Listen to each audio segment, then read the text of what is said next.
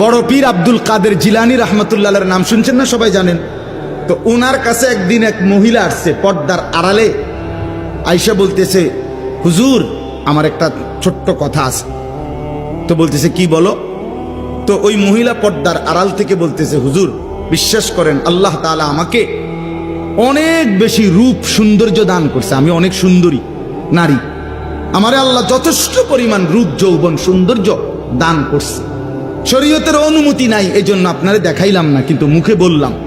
কিন্তু হুজুর আমি আসছি একটা তদবিরের জন্য। কি তদবির? আমার স্বামী আমার এত যথেষ্ট রূপ সৌন্দর্য থাকার পরেও আমার স্বামী আমারে বাদ দিয়া অন্য মহিলার দিকে নজর দেয়, সম্পর্ক পরকিয়া, আমি এটা সহ্য করতে পারি না, আপনি আমারে কোনো তদবির থাকলে দেন। এই বড় পীর আব্দুল কাদের জিলানী রহমতুল্লাহ একটা চিৎকার দিয়া বেহুশ হয়ে গেছে। হুঁশ আসার পরে ওনার খাদেমরা জিজ্ঞেস করছে, হযরত মহিলা একটা তদবির চাইলো, এন আমনের কি হইলো যে আপনি চিৎকার দিয়ে উঠলেন, আপনি কেন বেহুশ হয়ে গেলেন? তখন তিনি বলেন, বাবা শোনো, এই মহিলার এই কথা আমারে বহুত বড় এক সবক দিল।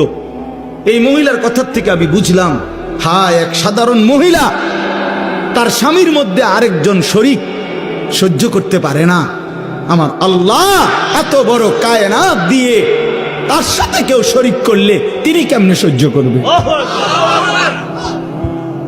বুঝেন নাই কথাটা? এত কিছু দিয়া আল্লাহ আমারে পাইলা যদি আমি সেই আল্লাহর সাথে শরীক করি, আল্লাহ কেমনে সহ্য করবে? আমি এই বেডির কথার থেকে এটা বুঝছি। হ্যাঁ, কারে বাদ দিলেন ভাই?